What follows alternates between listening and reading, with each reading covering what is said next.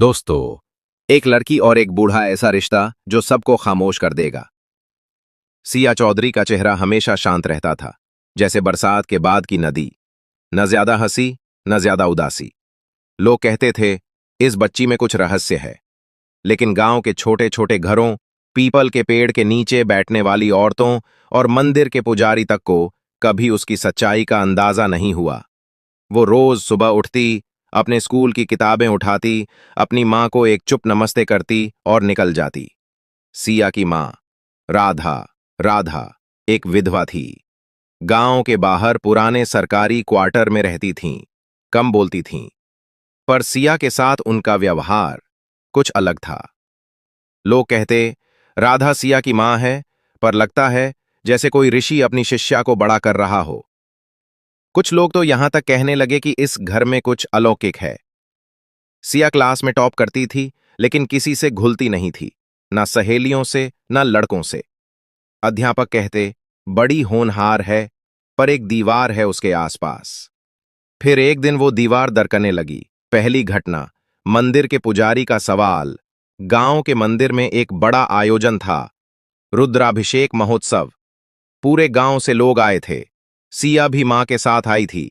पुजारी जी ने माइक पर सबके सामने कहा, आज के दिन जो कोई भी सबसे पवित्र रिश्ता बताकर भगवान को समर्पित करेगा, उसकी मनोकामना पूरी होगी। लोग बोले, मां बेटी का, भाई बहन का, गुरु शिष्य का, पति पत्नी का। लेकिन तभी अचानक भीड़ के बीच से सिया ने हाथ उठाया। पूरा गांव खामोश हो गया। उसने कहा, मैं एक रिश्ता बताऊंगी, ऐसा जो शब्दों से नहीं, आत्मा से जुड़ा है। पुजारी मुस्कुराए, बताओ बेटी, कौन सा रिश्ता? सिया की आवाज धीमी पर गूंजती हुई थी। मैं और वो, जिनसे कोई खून का रिश्ता नहीं, पर उन्होंने मुझे जीवन दिया। जिनका नाम मैं नहीं ले सकती, पर जिनकी छाया में मैं सांस लेती हूं। ये किसके बारे में कह रही है? बिना नाम लिए, ये कैसा रिश्ता है? क्या राधा उसकी असली मां नहीं? गांव में गूंजने लगे सवाल। राधा बस दूर खड़ी मुस्कुरा रही थी। उसकी आंखों में ना आंसू थे, न डर, बस संतोष। एक झलक। बीते कल की उसी रात सिया ने अपनी डायरी खोली और एक पन्ना लिखा। वो दिन मुझे याद है जब मैं 3 साल की थी। कोई मुझे मन पीछे छोड़ गया था। ठंडी रात, खाली पेट, और सिर्फ एक हाथ जो मुझे उठाकर घर ले गया। वो हाथ राधा मां का नहीं था, वो किसी और का था, जो अब सिर्फ छाया बन चुका है। राधा से जब गांव की औरतों ने पूछा, कौन है वो जिसकी सिया बात करती है, राधा ने मुस्कुराकर कहा, एक रिश्ता खून से नहीं, करुणा से बनता है। और फिर शुरू हुई असली कहानी। अगले दिन स्कूल से लौटते समय सिया को एक चिट्ठी मिली। किसी ने उसके बैग में रख दी थी, बिना नाम के। उस पर लिखा था, वो रिश्ता जिसके बारे में तुमने मंदिर में कहा, मैं जानता हूं तुम किसकी बात कर रही हो, लेकिन क्या तुम जानती हो उस रिश्ते ने गांव से क्या छीन लिया था? सिया के हाथ कांप गए। कौन जानता है ये बात? क्या कोई और भी उस अतीत से जुड़ा है? क्या वो जिनका मैं जिक्र करती हूं किसी और के लिए खलनायक थे? सिया को कौन सी सच्चाई पता चलेगी? वो छाया कौन है जिसने उसे बचाया था? क्या गांव के लोग उस रिश्ते को स्वीकार करेंगे? वो रिश्ता श्रद्धा है या पाप? एक लड़की और जिनका ऐसा रिश्ता जो सबको खामोश कर दिया। वो रिश्ता जिसके बारे में तुमने मंदिर में कहा, मैं जानता हूं तुम किसकी बात कर रही हो, लेकिन क्या तुम जानती हो उस रिश्ते ने? सिया, जब तू मंदिर के पीछे मिली थी, उसी रात देवकीनंदन बाबू अचानक गायब हो गए थे। गांव ने समझा कोई साधारण गुमशुदगी थी, पर मैं जानती थी वो मुझे एक बच्ची सौंप कर कहीं चले गए, शायद किसी खतरे से बचाने के लिए। क्या वो मेरे पिता थे? नहीं, लेकिन वो थे वो इंसान जिसने तुझे पहचान से ज्यादा अपनापन दिया। फिर भी उन्होंने अपना नाम तक नहीं छोड़ा। मेरे लिए क्यों? शायद क्योंकि कुछ लोग नहीं चाहते थे कि वो तुम्हें बचाएं। पुराना राज, नई साजिश। अगले दिन स्कूल के बाहर वही लड़का मिला, रूपम, जो चुपचाप उसे देखता था। सिया, मैं जानता हूं वो चिट्ठी किसने भेजी थी। किसने? वही जिसने देवकीनंदन बाबू को गायब किया था। क्या? मेरे दादाजी, गांव के पूर्व प्रधान। उन्होंने कभी बताया था कि देवकीनंदन बाबू को गांव के कुछ ऊंचे घरानों ने धोखा कहा था। क्योंकि वो एक बच्ची को गोद लेने जा रहे थे जिसकी जाति पहचान या धर्म तय नहीं था। गांव वालों ने कहा यह परंपरा के खिलाफ है, और उसी विरोध में एक रात वो गायब हो गए। अब सिया को समझ आया कि गांव में चौधरी परिवार, जो मंदिर, ट्रस्ट और स्कूल चलाता था, हर जगह उसकी मौजूदगी से असहज क्यों था।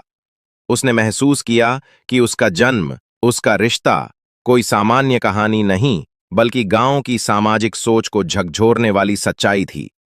3 दिन बाद एक और चिट्ठी। अगर तुम सच के पीछे जाओगी तो तुम्हारा रिश्ता ही नहीं, तुम्हारा अस्तित्व भी मिटा दिया जाएगा। अब डर नहीं था, बल्कि जिद थी।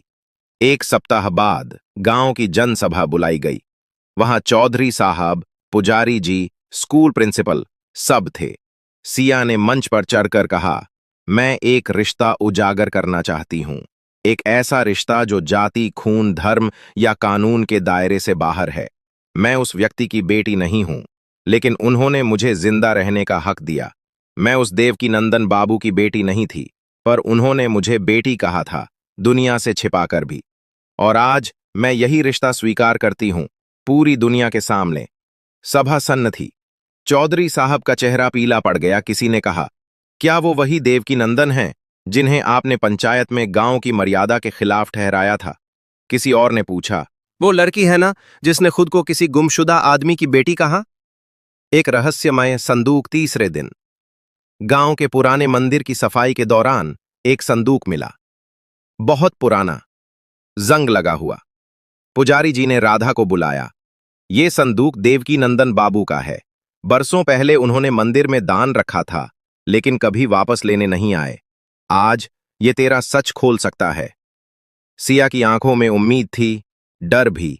संदूक के भीतर संदूक में थे एक फोटो, जिसमें एक 3 साल की बच्ची को कोई गोदी में उठाए मुस्कुरा रहा था, और एक खत जिस पर लिखा था, जिस दिन मेरी बेटी खुद को पहचान लेगी, वो दिन इस गांव के लिए एक परीक्षा होगा। डायरी के पन्नों में बसी पितृत्व की छाया। सिया और राधा ने मिलकर डायरी पढ़नी शुरू की। पहला पन्ना।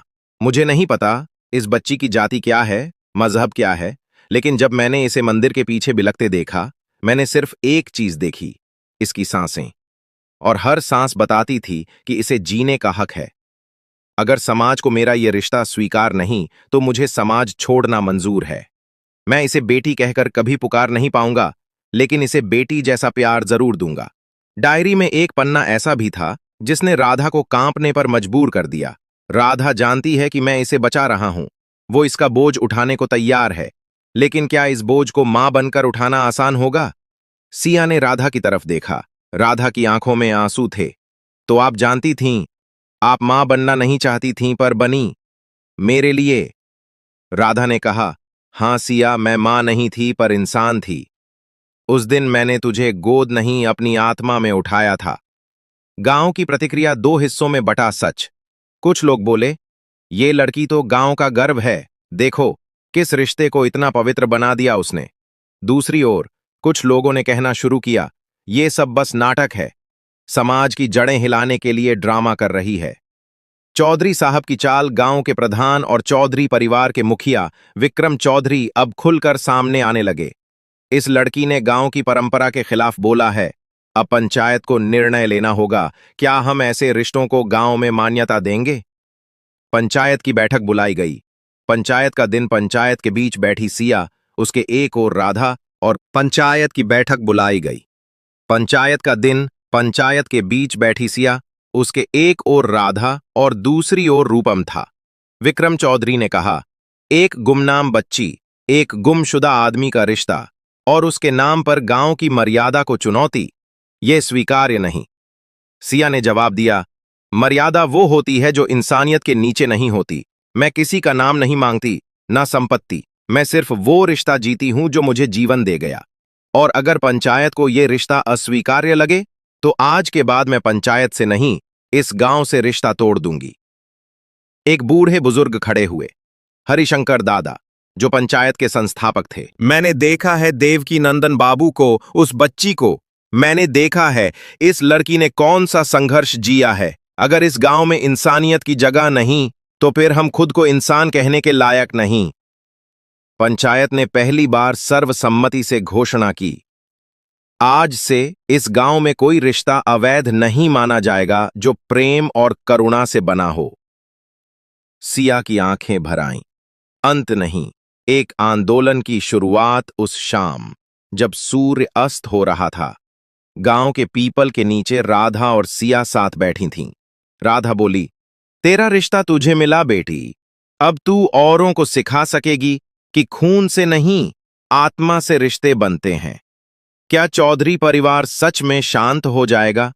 क्या सिया को और लोगों की कहानियां सुनने को मिलेंगी?